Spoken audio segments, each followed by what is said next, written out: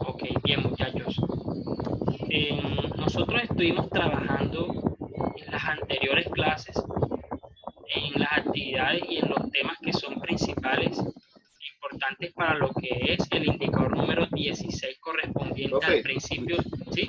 profe, disculpe, tiene como un abanico ahí cerca y se escucha bastante el sonido del abanico, entonces le va a dificultar a los estudiantes escucharlo mejor.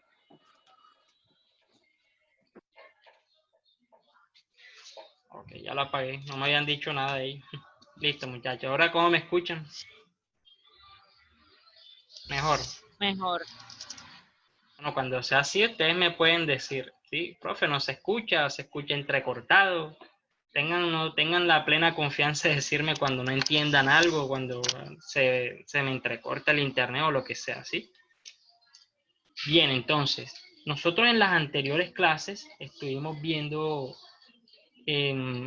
temas correspondientes al indicador número 16, ¿sí? Los temas que estuvimos abordando principalmente fueron el principio de Pascal y el principio de Arquímedes. Por lo que yo veo aquí y por lo que yo he tenido en los registros de esas clases, la mayoría de ustedes no estuvo presente en esas sesiones, ¿sí? Sin embargo, teníamos agendado para hoy la actividad 4, esta que estamos realizando, entonces vamos a ir con calma, vamos a ir explicando o abordando este tema, digamos que con la mayor comprensión posible, teniendo en cuenta que ustedes no estuvieron presentes en esos Zoom anteriores, ¿sí? Sin embargo, muchachos, pendientes, muy pendientes acá, todos los resúmenes que vamos a estar viendo, deben tener a la mano sus calculadores y su cuaderno de apuntes porque vamos a estar llevando a cabo la resolución de estas actividades. Yo lo que voy a hacer, viendo que la mayoría de ustedes no vieron las clases anteriores, es un resumen rápido de todo lo que vimos antes para luego llevar a cabo esta actividad, ¿sí? Teniendo en cuenta que la mayoría de ustedes no habían visto las clases anteriores. Entonces, y lo digo porque yo he subido los videos y yo veo cuántas personas han visto y si hay 3 visualizaciones es mucho. Entonces, bien muchachos, vamos a hacer un pequeño resumen de lo que hemos visto en las últimas clases. Al principio nosotros hablábamos del principio de Pascal, ¿sí? El principio de Pascal, vamos a hacerles un pequeño esquema acá que lo explique. El principio de Pascal afirma, muchachos, así en resumidas cuentas, que ustedes pueden, si ustedes tienen un líquido incompresible o un fluido que es incompresible, y por incompresible me refiero a que no se puede comprimir más, ¿sí? Si ustedes parten de un equilibrio que tiene estas características, ahí ese fluido puede hacer o puede transmitir los valores de presión por igual en todos los valores de su recipiente donde él está incluido. ¿Sí? Básicamente eso era lo que enunciaba ese principio de Pascal. Entonces, bien, vamos a trabajar un poco en lo que eso querría decir como tal. Un ejemplo en lo que eso se puede visualizar es en los casos de una jeringa, por ejemplo. ¿Sí? En una jeringa nosotros podríamos tener esto de esta forma. Estoy haciendo el esquema de una jeringa para explicarles más o menos, para explicarles rápidamente lo que es ese principio de Pascal y lo que afirma.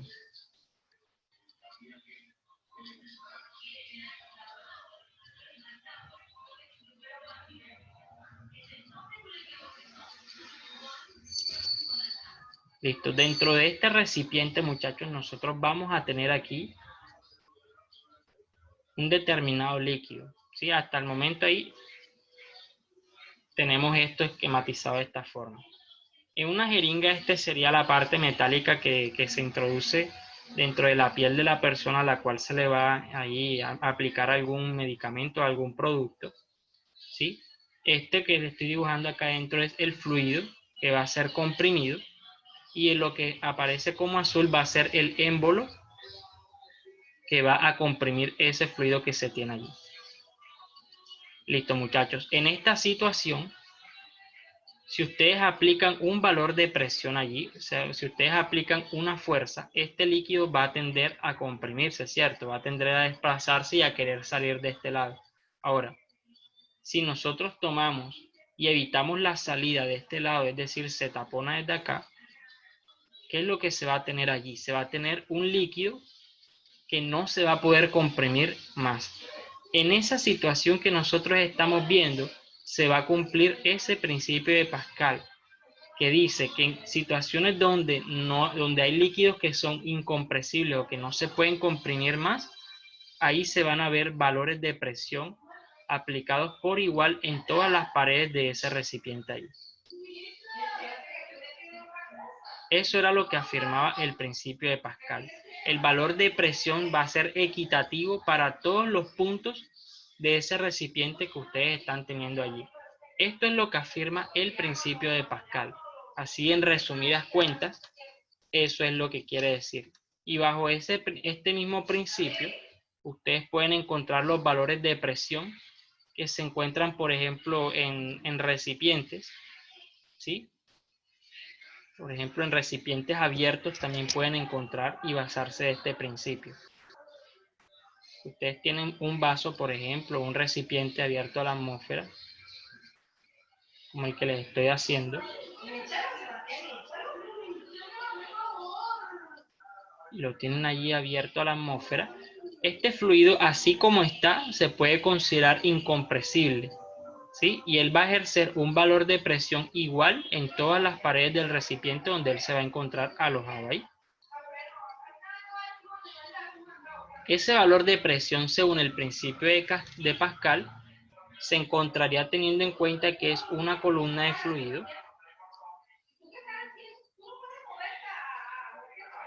Una columna de fluido, y ese valor de presión en el fondo del recipiente sería igual a la densidad por la gravedad por la altura de esa columna de fluido.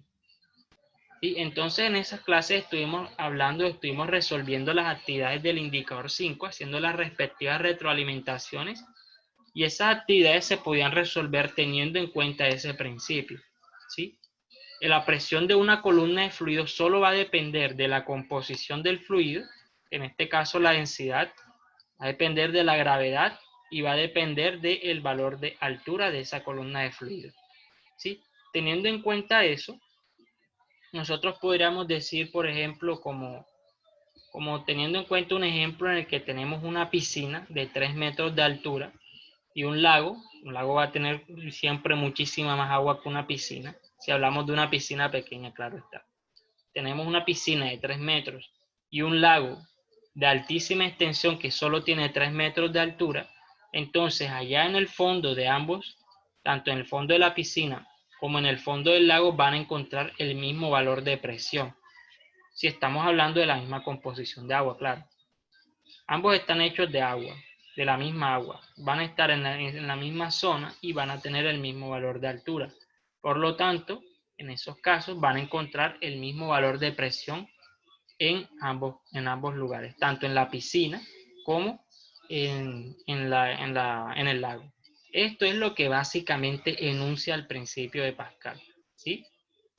Y sirve para resolver problemas en los que se están transmitiendo fuerzas debido a este mismo principio en el que la presión se conserva igual en todos los puntos. ¿Sí? Se utiliza para encontrar valores de densidad entre líquidos que son inmiscibles entre sí o que no se mezclan entre sí. También lo podemos encontrar teniendo en cuenta este principio de Pascal. Eso en muy resumidas cuentas fue lo que nosotros estuvimos viendo con los muchachos que asistieron en esas primeras clases del indicador 15, ¿sí? Listo, ahora entramos a las actividades del indicador número 16 y resolvimos las 3 primeras actividades. En esas 3 primeras actividades nosotros nos basamos de este principio de Pascal, ¿sí? Que tenemos acá, en este principio de Pascal para dar resolución a otros problemas con una dificultad un poco mayor, ¿sí? Teniendo en cuenta precisamente la aplicación de ese principio en otros contextos. Eso fue lo que hicimos en las 3 primeras actividades, en las 2 primeras. En la tercera actividad de este indicador 16 entramos en lo que es el principio de Arquímedes. Entonces vamos a hacer un resumen rápido de lo que es el principio de Arquímedes.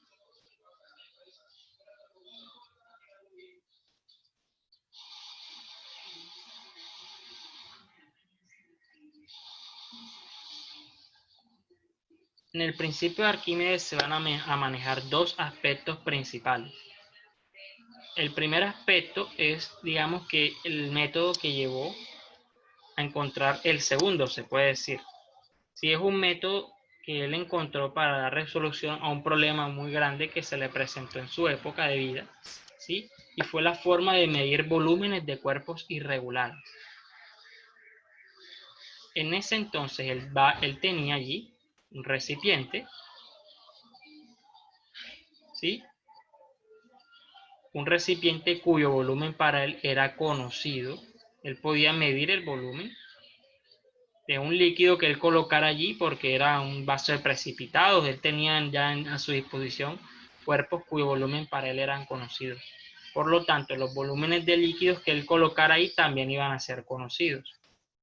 Pero, por ejemplo, si él quería medir el volumen de un cuerpo irregular como el de una piedra, por ejemplo, sí, él lo que hacía era medir el cambio de volumen que ocurría cuando él ingresaba esa piedra dentro de un cuerpo de agua cuyo volumen para él era conocido, ¿sí? Si él quería medir el volumen de eso, que matemáticamente era muy difícil de hacerlo, lo que hacía era introducirlo dentro de un recipiente cuyo volumen para él era conocido, y lo que ocurría luego de todo esto, vamos a mover esto para acá debajo,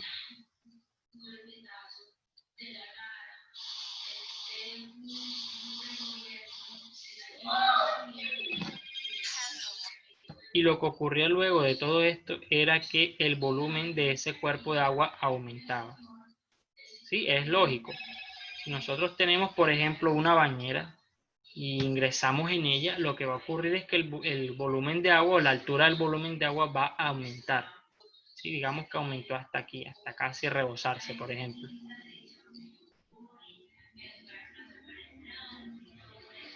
Listo. Esto que nosotros estamos viendo aquí va a representar el cambio de volumen que se está viendo al tener esa piedra ahora dentro del recipiente o dentro del cuerpo de agua, ¿sí? Aquí se va a tener un segundo volumen. Ahora, ¿qué decía Arquímedes? Arquímedes afirmaba que el volumen de este cuerpo irregular iba a venir a ser la resta del volumen final que él medía con el segundo recipiente, o con el mismo recipiente más bien. Con ese mismo recipiente él medía la diferencia de volúmenes que se presentaba, ¿sí? Porque él veía que el agua ascendía cuando él ingresaba algo allí. Él decía que esa diferencia de volúmenes iba a permitir encontrar el volumen de esos cuerpos irregulares, ¿sí? ¿Por qué? Porque él decía, bueno, nosotros tenemos allá en ese volumen 2, vamos a tener la suma de un volumen 1 más un volumen de la roca, ¿sí? Porque esa roca tenía que sumar al volumen que está teniendo eso ahora. Es la razón de por qué se incrementa el volumen allí. Entonces Arquímedes decía que ese volumen de la roca iba a ser igual a la resta de los volúmenes final e inicial.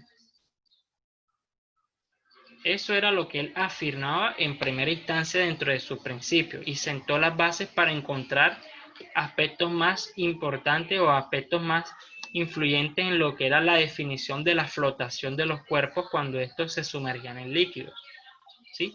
En resumidas cuentas, este era el primer aspecto del principio de Arquímedes, ¿sí? Por medio de ese método se puede encontrar el volumen de cuerpos irregulares, ¿sí? Empleando volúmenes conocidos en recipientes diferentes, en un mismo recipiente, perdón.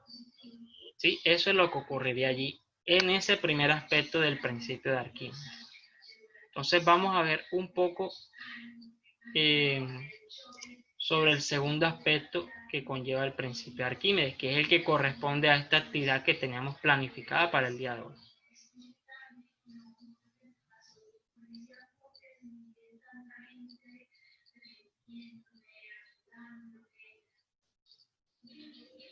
Listo. ¿Qué íbamos a tener en segunda instancia, muchachos? Íbamos a tener luego, acá, por ejemplo, ese tablón que ustedes están viendo allí. Eso que ustedes ven ahí es un tablón, sí, que está sosteniendo unos cubos que eso tiene ahí arriba. Eso es lo que corresponde a esta actividad que tenemos ahí. Pero con ese dibujo nosotros podemos sentar las bases del segundo aspecto que menciona el principio de Arquímedes y corresponde a una nueva fuerza que vamos a llamar nosotros fuerza de empuje.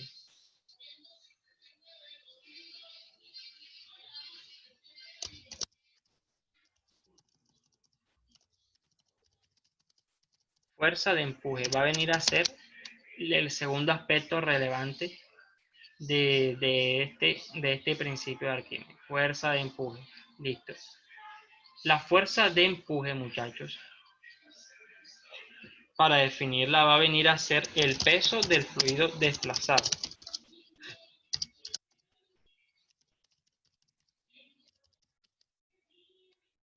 Venía a ser el peso de ese fluido desplazado. Esto es lo que corresponde o esto es lo que es igual a la fuerza de empuje. Pero ¿cómo así? ¿De cuál fluido estamos hablando? Listo. Si nosotros nos vamos acá y observamos ese tablón, vamos a ver que a medida que él se sumerge, él va a causar que esa altura de volumen ascienda un poco y va a ascender debido a que él está ingresando un volumen de su cuerpo dentro del agua allí, ¿sí? Ese volumen de agua que está entrando es este que yo les estoy señalando. Hay una parte de ese tablón que está sumergida bajo el agua. Y ese para nosotros es un volumen que podemos nosotros tener en consideración. Ahora, viendo ese tablón que ustedes están teniendo allí, vamos a ver la forma en la que se vería ese volumen del tablón y el volumen del fluido desplazado. El tablón tendría esta forma que yo les estoy haciendo.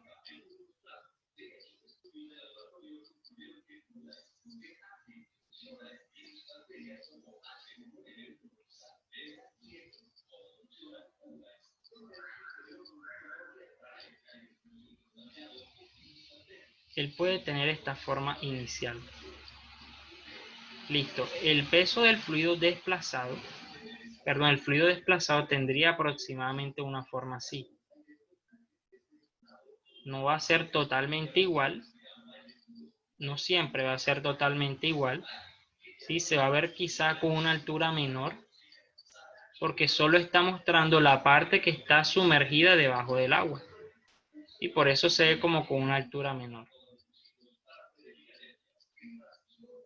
Entonces, muchachos, este volumen que vamos a llamar nosotros volumen sumergido, o volumen de agua sumergida o de agua desplazada, es lo que ustedes están viendo acá, que yo les señalo por debajo del tablón. Eso es lo que se encuentra por debajo del agua. ¿Sí? Si nosotros ubicamos el agua acá, por decir aquí, vemos que el nivel del agua llega hasta ahí, hasta ese punto. Ese volumen que se verá allí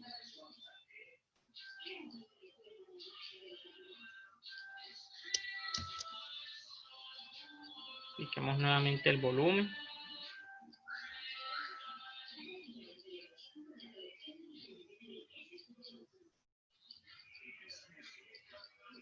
Este volumen que yo les estoy dibujando ahora es el que se encuentra por debajo del nivel del agua. Aquí suponemos que el agua llega hasta ahí y se sumerge solo una parte de él.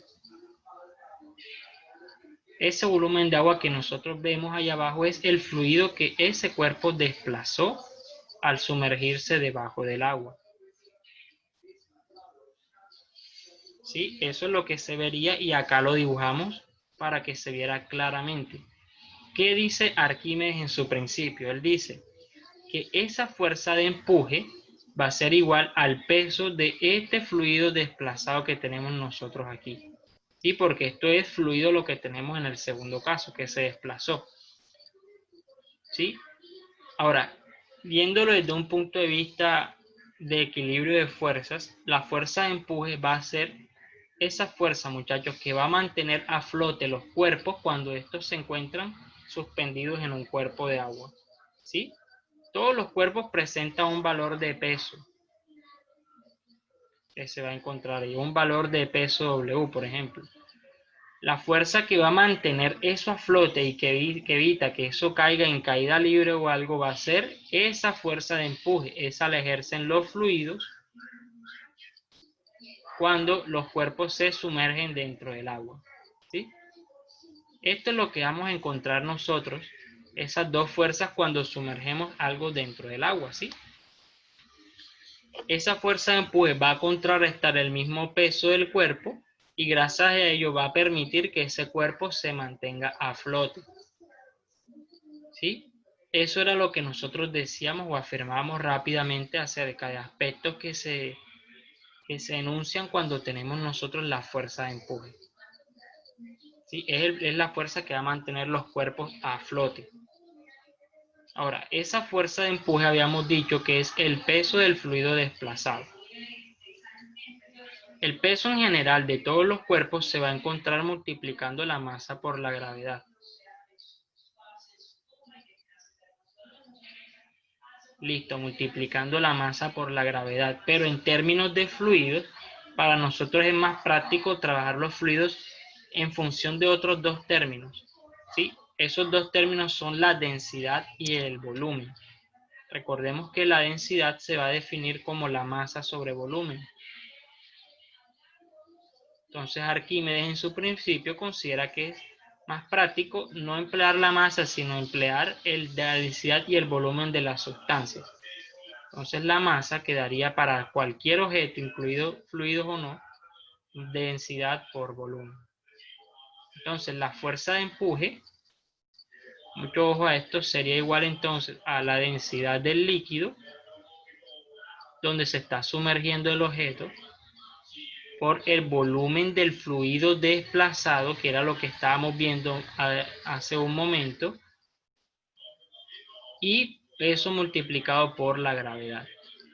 Se multiplica densidad por volumen porque estamos considerando la masa de este fluido que se desplazó cuando se introdujo ese tablón de madera en el agua, ¿sí? Eso es lo que nosotros consideramos como fuerza de empuje y su valor va a ser igual al peso de ese fluido desplazado. ¿Qué quiere decir eso, muchachos? Que entre ustedes más obliguen a sumergir algo, mayor va a incrementarse esa fuerza de empuje, porque están desplazando un fluido a medida que está introduciendo allí algún objeto dentro del agua, ¿sí? Eso es, por ejemplo, eso se ve más reflejado, por ejemplo, cuando nosotros tenemos quizá, por ejemplo, una pelota de playa, por ejemplo. ¿Quién no ha tenido una pelota de playa o un balón de esos de caucho que regalan siempre en las novenas por allá a final de año? Esos balones que siempre regalan ahí como para salir del paso con eso de las novenas. Esos balones que son de plástico, así que inflan, así que se dañan como a la semana. Bueno, esos balones a veces se llevan en las playas y cuando ustedes tienen un balón de eso y ustedes intentan sumergirlo dentro del agua, lo que ustedes sienten es que a medida que ustedes están ingresando el balón, cada vez necesitan aplicar una mayor fuerza para que eso pase, ¿sí?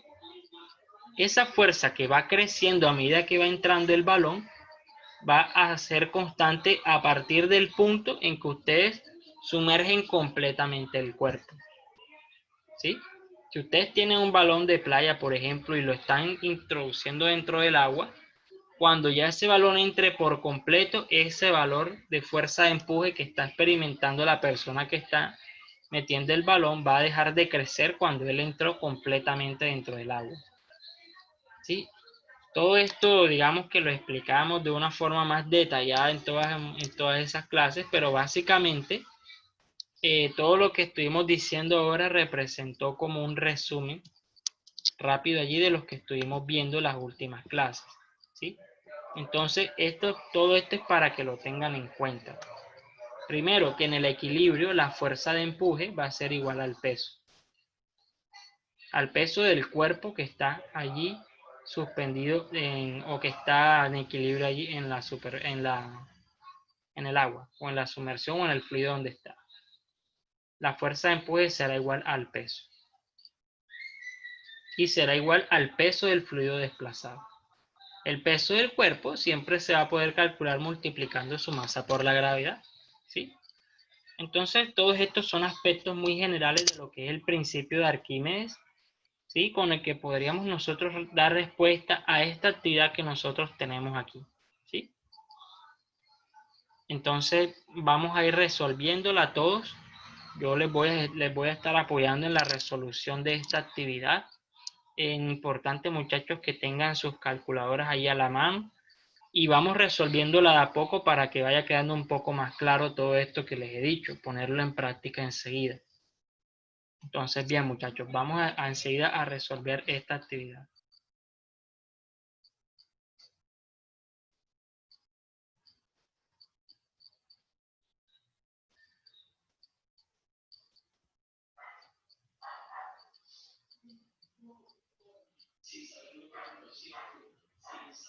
Pasemos todo esto para acá y pasemos a resolver esta actividad que era la que teníamos planeada el día de hoy. O sea, ahí les hice un resumen muy general de todo lo que hemos visto para que exista una idea de cómo vamos a abordar esto que acabamos de decir rápidamente allí. Bien, entonces, en esta actividad a ustedes les están preguntando que cuántos cubos de acero de 5 centímetros cúbicos pueden ponerse en una balsa de madera sin que ésta se hunda en el agua. ¿Sí? Digamos que un tablón por sí solo, si es ubicado dentro del agua, este va a permanecer fácilmente en la superficie. Ahora, si ustedes van aumentando ese peso cada vez más, con cada cubo eso aumenta, va a haber un punto en que la masa de esos cubos va a ser tan grande que va a hacer que ese tablón se hunda. ¿Sí? Eso es lo que nos quiere preguntar o lo que nos quiere decir esta actividad. Entonces acá nosotros tenemos que basarnos de varios principios, ¿sí? En cuanto a volumen para definir ese estado de flotabilidad que vamos a ver aquí. ¿Cuáles son esos factores? Miren, si nosotros vamos a tener aquí, vamos a tener dos valores que comparar aquí. El volumen del tablón y el volumen del fluido desplazado. ¿Qué se dice, muchachos? Que si el volumen del tablón es mayor al volumen del fluido desplazado, ¿sí? En ese primer caso,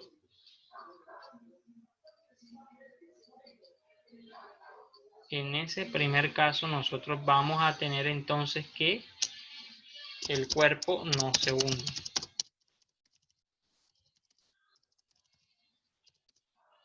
Flotaría en la superficie.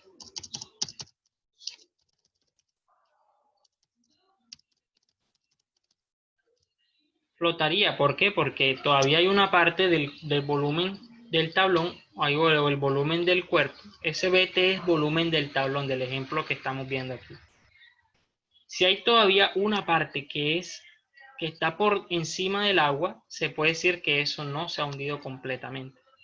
Entonces, ¿qué podemos nosotros decir entonces? Podríamos decir en una segunda instancia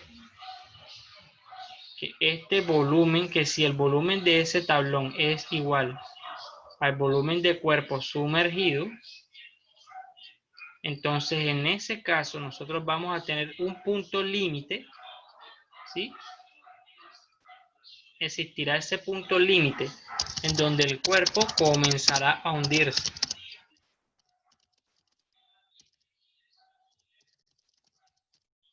A partir de ese punto, él comenzará a hundirse.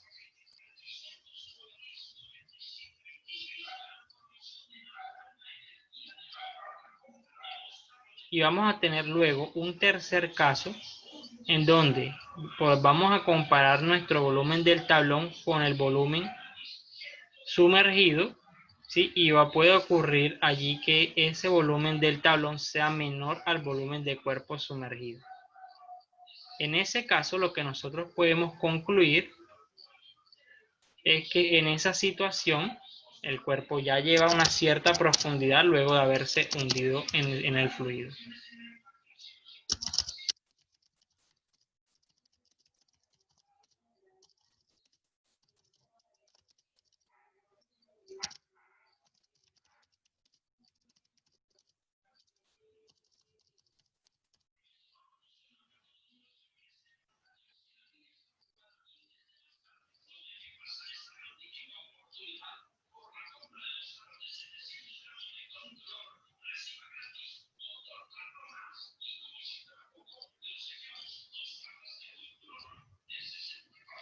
Listo, lo que podemos concluir aquí es que en ese tercer caso ya el cuerpo lleva cierta profundidad, ¿sí? Tiremos un poco esto.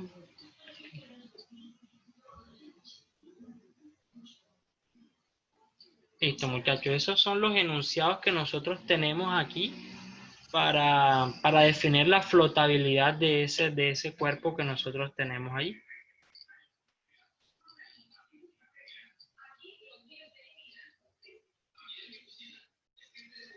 Entonces, bien, eso es lo que tendríamos nosotros para resolver, digamos que esta actividad y por supuesto también las expresiones que hemos visto anteriormente. Listo, entonces vayamos a resolver esta actividad. Sí, es muy importante que tengan ahí sus calculadoras, que tengan sus cuadernos de apuntes ahí a la mano para ir encontrando los valores que nos vaya pidiendo este ejercicio. Para nosotros saber cuántos cubos de acero se hunden, nosotros debemos basarnos en el segundo principio en el que nos dicen que a partir de esa condición ya el cuerpo está hundiéndose o ya se habrá hundido completamente, ¿sí? En esa segunda Profe, situación, ¿sí? que Yaira no tenía internet, que la aceptara la entrada. Ya ingresó. Dale, muchas gracias. Ok, listo. En esta segunda situación nosotros vamos a tener lo siguiente. Eso se vería de esta forma, como se los voy a dibujar ahora.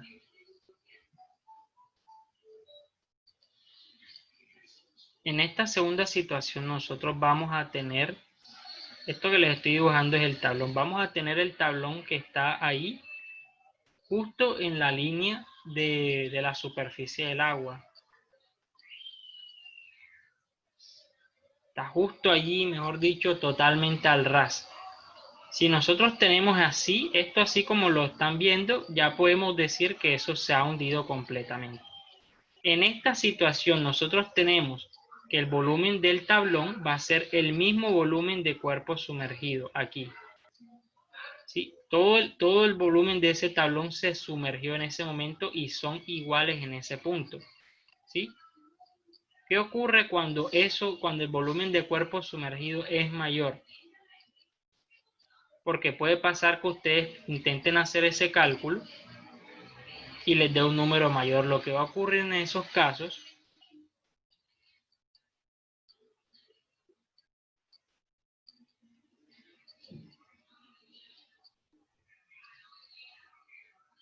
es que ya ese cuerpo lleva cierta profundidad luego de haberse hundido completamente, ¿sí? Ya él lleva cierto valor de altura a partir de ahí, pero esto es lo que puede ocurrir, que se suman los volúmenes que están por encima de ese tablón más el del mismo tablón en sí. Y eso sería en ese tercer caso el volumen del cuerpo sumergido cuando es mayor al volumen del tablón como tal. Entonces todos estos aspectos, muchachos, surgen cuando nosotros estamos hablando de flotación o principio de Arquímedes, ¿sí?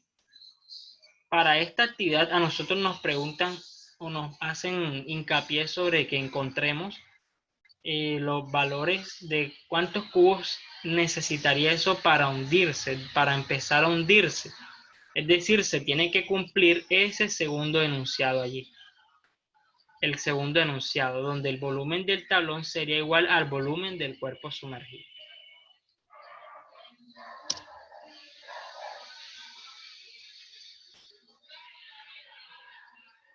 Ok, bien. Entonces, vamos a enunciar esto aquí. Esto es lo primero que debemos tener en cuenta, que el volumen del tablón para esta actividad va a ser igual al volumen de cuerpo sumergido. Aquí les voy a anotar todas las expresiones que se requieren para esta actividad. Recordemos allí, escribamos lo que les había comentado, que la fuerza de empuje va a ser igual al peso del fluido desplazado, es decir, la densidad del líquido que tengamos allí sumergiendo al cuerpo, en este caso va a ser agua, multiplicándose por el volumen de cuerpo sumergido y multiplicando eso por la gravedad. Que vamos a tener también que el peso de un cuerpo va a ser igual a su masa por la gravedad. Podemos decir también que la densidad de un cuerpo va a ser igual a masa sobre volumen.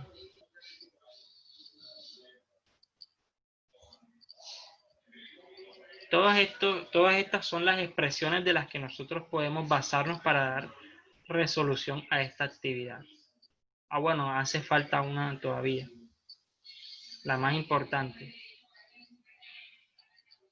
Ocurre, muchachos, que la fuerza de empuje empieza a ser constante desde el punto en que ese cuerpo llega al equilibrio. Y ese equilibrio puede ocurrir tanto en la superficie como en algún punto en donde ella ya se ha hundido completamente. Entonces, nosotros podemos afirmar bajo esa premisa que en el punto de equilibrio la fuerza de empuje va a ser igual al peso del cuerpo que ustedes tienen allí. ¿Sí? Y por lo tanto tendríamos, continuando eso ahí, que la densidad de un líquido multiplicada por su volumen de cuerpo sumergido, y esto multiplicado por su valor de gravedad, esto sería igual entonces al peso de los cuerpos que ustedes están teniendo allí. ¿Sí? Esto se va a cumplir en el equilibrio cuando ustedes tienen cuerpos que se encuentran sometidos a fuerzas de empuje y estas ya han llegado a su equilibrio. Entonces, en esta actividad, nosotros ya sabemos que el volumen del tablón va a ser igual al volumen de cuerpo sumergido. Es decir, de esta expresión que acabamos de escribir, vamos a tener la densidad del agua, que es algo estándar. Vamos a tener el volumen de cuerpo sumergido, vamos a tener la gravedad que siempre la tenemos. Y en este caso, SW va a ser la suma del volumen, del peso del tablón mismo, el peso del tablón, es decir, en fuerza, más el peso de todos los cubos juntos, o del cubo junto, o de la cantidad de cubos, o de la cantidad de cubos allí que está sostenida sobre ese tablón, ¿sí? Básicamente eso es lo que se dice allí. Este peso del tablón lo podemos encontrar, pero lo que no sabemos o no tenemos directo cómo encontrarlo es el peso de los cubos de acero que van a hacer que eso se cumpla. Esta es nuestra incógnita de estos problemas, ¿sí? Esto es lo que nosotros no sabemos y debemos buscar para dar respuesta a esta actividad. Ahora nos están preguntando cuántos cubos de acero se están mostrando aquí. Sí, eso es correcto. Pero podemos partir del peso de todos esos cubos de acero, dejando como incógnita el peso del cubo. Entonces, valores que no tenemos ahora mismo, no tenemos ni el peso del tablón, ni el peso de los cubos. ¿Podemos encontrar con los datos que tenemos el peso del tablón? Sí, sí podemos. Y aquí es donde ustedes deben entrar en acción para encontrar ese valor. Miren, el peso de cualquier cuerpo va a ser igual a su masa por la gravedad. Ahora, como nosotros no tenemos la masa de ese tablón, sino que tenemos otros datos, podemos expresar ese peso del tablón en función de su densidad y su volumen.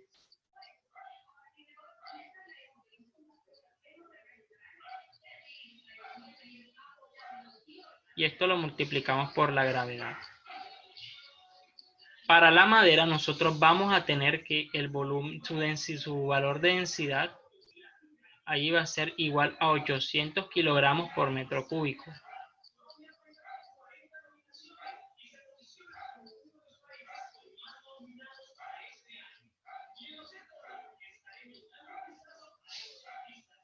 Listo, 800 kilogramos por metro cúbico. Entonces, muchachos, ya tenemos de ese peso del tablón, tenemos la densidad de la madera porque es un valor estándar, tenemos la gravedad, y lo primero que debemos encontrar para encontrar ese peso es el volumen de ese tablón. Vamos a escribirlo BT, que es el volumen del tablón. Ahora, geométricamente, muchachos, ¿cómo podemos encontrar el volumen de ese tablón que nosotros tenemos ahí? Un tablón de 40 centímetros por 20 por 5 centímetros de altura. ¿Cómo podemos encontrar el volumen de ese tablón, muchachos? ¿Mm?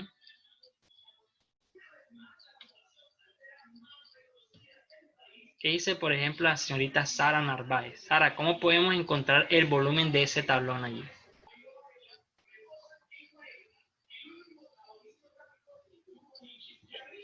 Sara. No sabría decir el profesor. Ok, listo. Hagamos un ejemplo un poco más sencillo. Sara, si tú tienes un cubo, así un cubo tiene, digamos que las mismas dimensiones de altura y de área. Todas las dimensiones son iguales. Digamos que este cubo va a tener 3 aquí por 3 por una distancia de 3 aquí. Ahora te pregunto, Sara, aquí en esta situación, ¿cómo tú encontrarías el volumen de ese cubo? Aquí, ¿cómo encontrarías el valor de este volumen de aquí? Esto es algo más esto es más de geometría que de otra cosa, ¿sí? ¿Cómo encontrarían el valor de ese volumen de ese cubo? ¿Mm? Explicando. Multiplicando, ¿qué cosa? Este,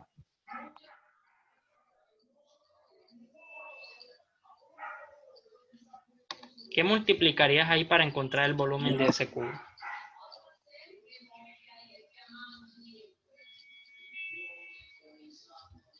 Sara, otra cosa, muchachos, algunos han ido apagando sus cámaras allí, por eso le estoy preguntando a Sara, porque precisamente ella es una de las que tiene su cámara apagada. ¿Sí? Entonces, bien. Sara, este volumen de ese volumen del cubo, ¿cómo lo encontrarías en esta situación? Sara, multiplicando los tres. es correcto, multiplicando los tres, ¿sí? En un cubo, ¿sí? Los cuerpos geométricos en general tienen un valor que va a permitir encontrar los valores de su volumen, ¿sí? Si nosotros buscamos, esas son fórmulas que ya están establecidas. El cubo va a tener una fórmula que va a permitir que ustedes calculen sus valores, ¿sí? El cubo va a tener una fórmula.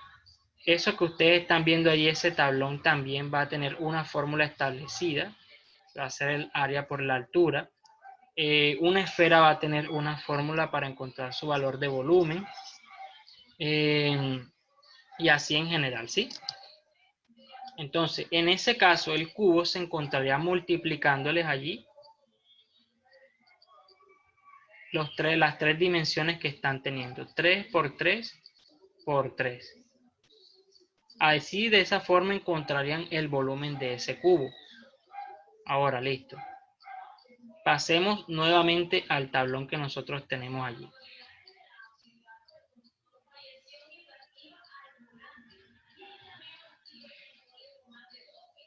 Listo. En ese tablón, ¿qué vamos a tener nosotros? Ese volumen del tablón ustedes lo van a encontrar con la siguiente fórmula, que es una que ya debería ser muy conocida por ustedes a estas instancias allí, pero se las voy a brindar nuevamente igual. Ese volumen del tablón se va a calcular multiplicando el área de la base por la altura de esa figura que ustedes tienen. Entonces, Sara, en esta situación, si yo te digo que multipliques el área por la altura, ¿qué valores multiplicarías para encontrar ese volumen del tablón? Sara. 20 centímetros Ajá. por 40 centímetros. Sí. Y luego, Esto,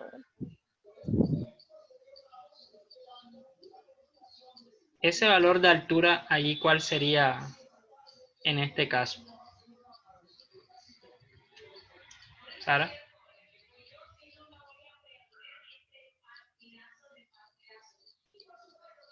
Vas bien, nada más te falta elegir el valor de altura necesario para encontrar ese volumen allí. ¿Cuál sería? 20 por 40, Ujú. 800 centímetros. Listo, ahí calculaste el área, te hace falta la altura. ¿Cuál sería la altura de ese tablón allí? Lo tengo que dividir. O sea, no, esa es la fórmula. Eso que tú tienes es la fórmula. ¿Sí? Ya tú tienes el área, eso es lo que me dijiste como de 20 por 40. El área de esa figura, ¿cuál es, Sara? Va a ser esta figura de aquí. Esta de aquí. Toda esta figura va a ser el área de eso. ¿Sí? Esa es el área. Para tú encontrar el área, tú multiplicaste 20 por 40. Entonces, te hace falta multiplicarle el valor de altura. Ese valor de altura es este valor de aquí, ¿ves? Este es el valor de altura. Esta cota de aquí yo también te la estoy señalando de este lado por acá.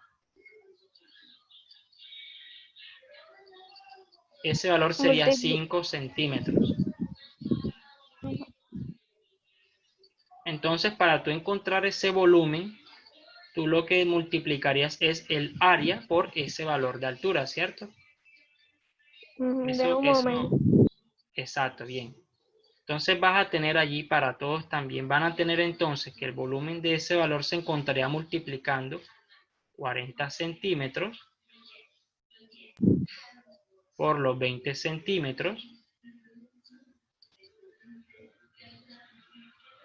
por 5 centímetros.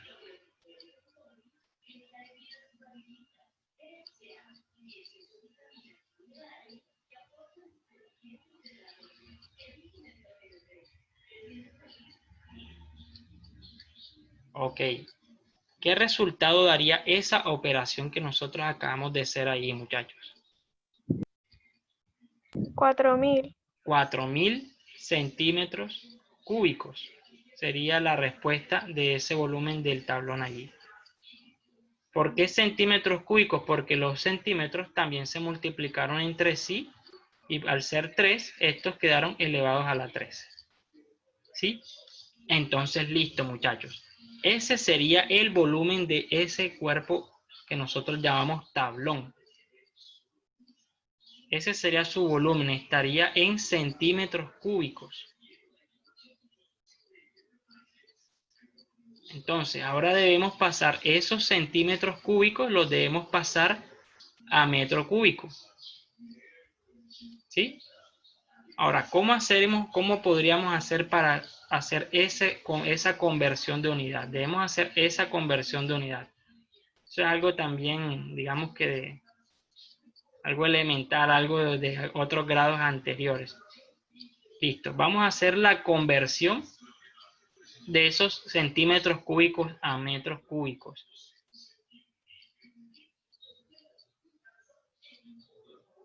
¿Cómo podríamos hacer para hacer esa conversión allí, muchachos?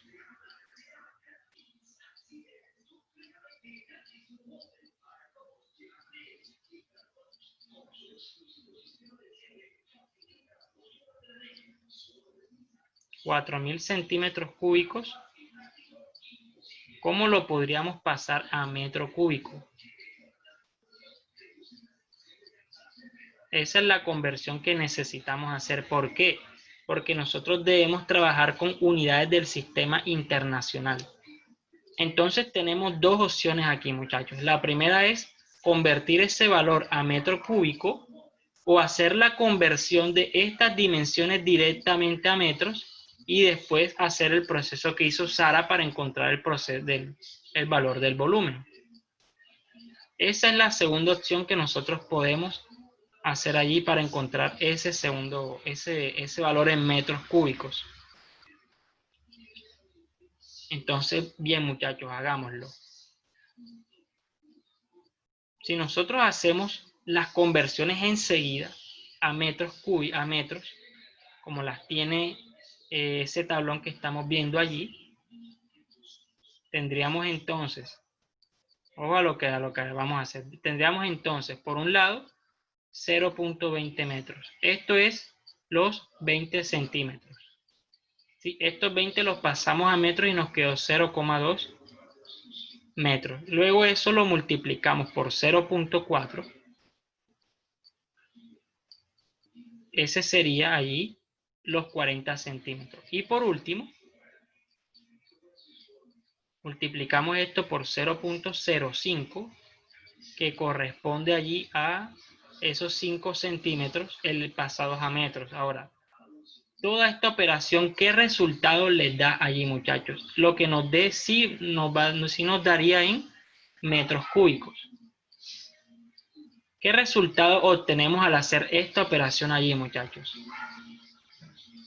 ¿Qué opina, por ejemplo, Nicole Martínez? Nicole, ¿qué resultado da esa operación que tenemos ahí?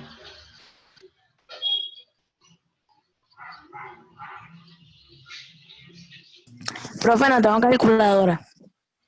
Ajá, ¿y dónde está tu calculadora, Nicole? Si les pedí que la buscaran. Profe, que no tengo.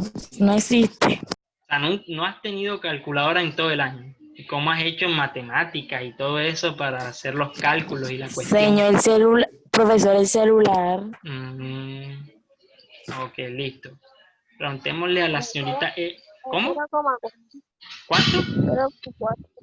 ¿Cero coma qué? Sara. 0,04. 0, te entendí 0,004, así. No, 0,04. 0,04. A mí me dio 0,00. Eso A mí también me dio así. es correcto. La respuesta sería 0,004. Y yo la voy a hacer acá también. Por 0,4, 0,2, 0,2 por 0,4 por 0,05 les daría, ya les digo, eso les daría 0,004. Así, 0,004 metros cúbicos. De pronto, Sara, pudo pasar que tú escribiste, voy a ver lo que creo que pudo pasar en tu caso. Ok, en tu caso pudo ocurrir, Sara, que no colocaste este 0 de aquí, que no consideraste este 0 que te estoy colocando aquí. En ese caso sí da 0,04, pero como el número es 0,05, ahí sí nos daría como lo tenemos allí. Entonces, bien, muchachos, este volumen que nosotros hemos encontrado va a ser el volumen. Va a ser el volumen allí de el tablón, ¿sí?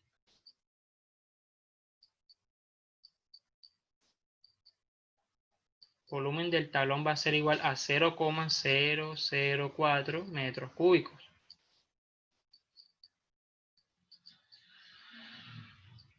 Ese sería nuestro volumen del tablón, ¿sí? Vamos a anotarlo por acá para tenerlo en cuenta porque lo vamos a usar enseguida. Ténganlo ustedes anotado ahí a la mano porque lo vamos a usar. 0,004 metros cúbicos.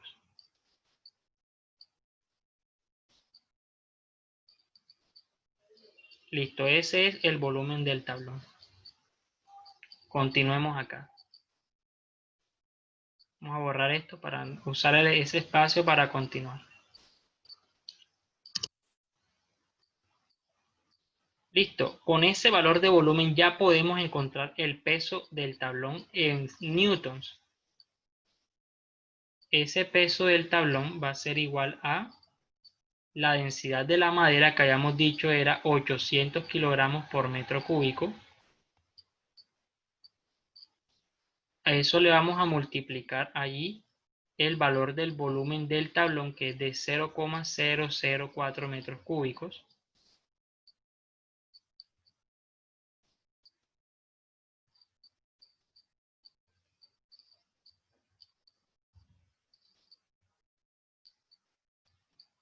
Y luego le multiplicamos la gravedad, que es de 9,8. Listo, muchachos, en esta situación, con esa operación, ¿qué resultado tendríamos allí para el peso del tablón? ¿Cuál sería el peso del tablón allí si realizamos esa operación?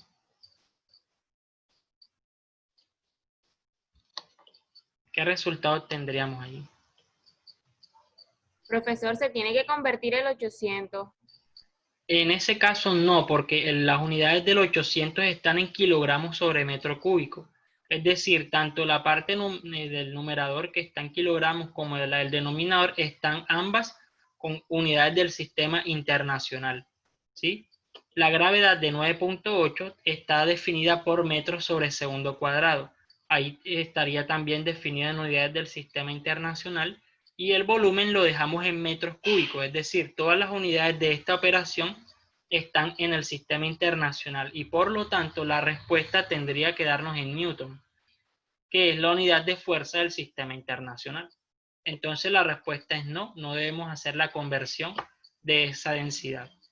¿En qué caso sí habría que hacerla? Por ejemplo, de pronto los que tengan que comprar medicamentos o han tenido que ver o han visto en algún momento, los medicamentos líquidos generalmente emplean una unidad de densidad que se llama gramos sobre mililitro. Si a nosotros tuviéramos la densidad de esa manera en esas unidades, ahí sí tendríamos que hacer la conversión. Porque ni los gramos ni los mililitros son unidades del sistema internacional, ¿sí? Entonces, en este caso, no. En este caso, solo debemos solo debemos colocarlo allí porque ya tenemos esas unidades en el sistema internacional. Entonces, bien, muchachos, teniendo esa operación, ¿qué resultado se obtendría allí para el peso del tablón?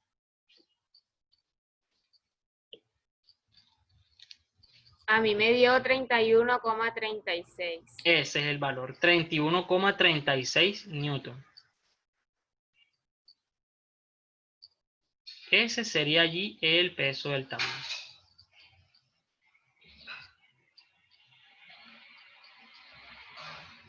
$31,36 newton. Listo, ya tenemos uno de los valores que para nosotros era importante para encontrar la respuesta. 31,36. No sé si nos dé espacio acá para escribirlo. Vamos a intentarlo. Ese peso del tablón nos dio 31,36 newton.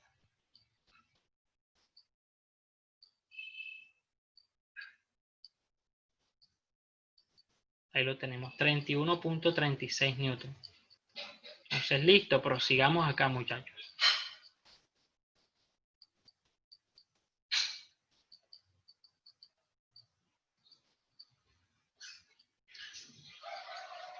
Borramos algo que no debíamos borrar. Vamos a ponerlo otra vez.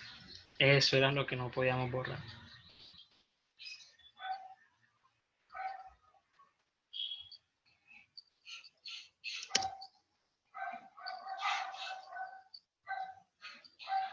Listo, yo les decía al principio que nosotros íbamos a tener la densidad del líquido, íbamos a tener el volumen de cuerpo sumergido, la gravedad y por último íbamos a tener este peso del tablón. Lo que no íbamos a tener nosotros o no podíamos saber era el peso de los cubos, ¿sí? Este es un valor que nosotros no podemos conocer ahí al principio. Ese peso de los cubos no lo sabemos porque no sabemos cuántos cubos hay ahí. Si no sabemos cuántos cubos hay, no vamos a saber la masa total de los cubos y al no saber la masa total de los cubos, no vamos a saber el peso de esos cubos. Entonces, a partir de aquí nosotros lo que hacemos es encontrar el peso de todos los cubos juntos expresado en newton. Entonces, listo, prosigamos aquí, muchachos. Vamos a tener entonces que el peso de todos los cubos juntos va a ser igual a la densidad del líquido, que multiplica al volumen de cuerpo sumergido. Eso lo multiplicamos por la gravedad y le vamos a restar el peso del tablón porque lo pasamos para el otro lado. Listo, así tendríamos nosotros esta expresión que tendríamos ahí. Vamos a continuar. Ese peso de los cubos va a ser igual a la densidad del agua, que es de 1000 kilogramos sobre metro cúbico,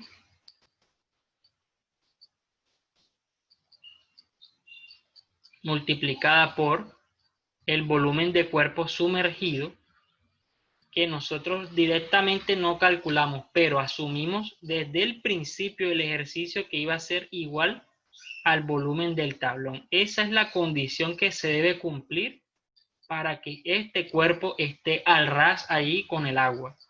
Entonces colocamos que ese volumen de cuerpo sumergido es el mismo volumen del tablón, es decir, lo estamos ubicando ahí al ras con el agua, 0.04, a eso le multiplicamos el valor de la gravedad, que es de 9.8, y luego le restamos el 31.36 que nosotros encontramos considerando el peso del tablón. Entonces, muchachos, esta operación, al ustedes realizarla, ¿qué resultado obtendrían allí? ¿Cuál sería el peso en Newton de todos los cubos al ustedes realizar esa operación allí? ¿Qué valor les daría para el peso de todos los cubos juntos al realizar esa operación? Vamos a ubicarlo un poco mejor para que se entienda.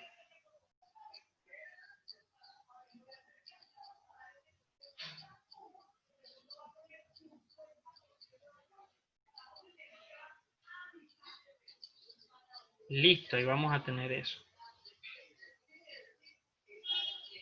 Listo, el peso de todos los cubos juntos se encontraría realizando esa operación que tenemos ahí. Entonces, muchachos, ¿qué resultado obtendrán ustedes al realizar esa operación allí?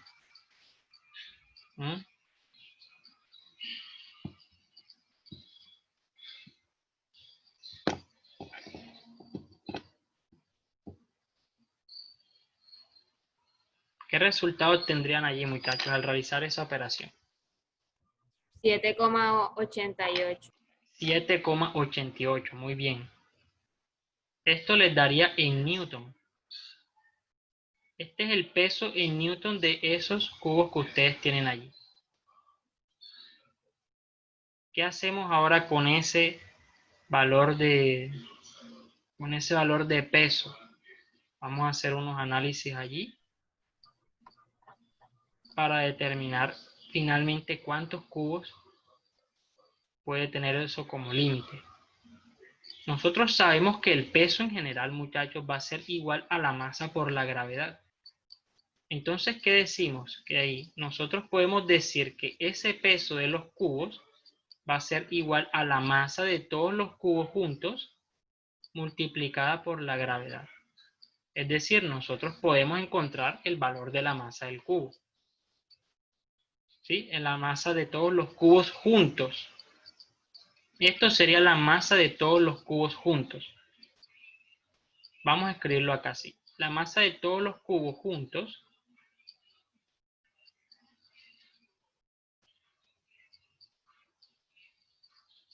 por la gravedad sería igual a 7.88 newton. Ahora, ¿qué podemos decir de la masa de todos los cubos? Podemos decir, muchachos, que si nosotros tomamos el número de todos los cubos y lo multiplicamos por la masa de un único cubo, entonces obtendríamos ese número de cubos multiplicado por la masa de un solo cubo. Entonces vamos a suponer que ese número de cubos va a ser n. A eso le vamos a multiplicar la masa de un único cubo de acero, de uno solito. Y a ese le multiplicamos luego la gravedad y lo igualamos a 7.88 newton. Lo que hace falta, muchachos, para terminar esta actividad sería realizar esta operación aquí. Borremos esto acá. ¿Qué nos haría falta, muchachos? Despejar ese valor de n, que va a ser igual a 7.88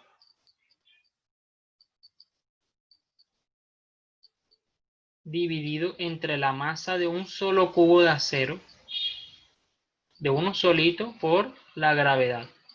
¿Cómo ustedes encontrarían la masa de un solo cubo? Con los datos del volumen del acero que se los da al principio y con la densidad del acero. Ustedes realizando eso con la fórmula de densidad encontrarían la masa y luego ponen todos esos valores allí y les daría el resultado de esta actividad.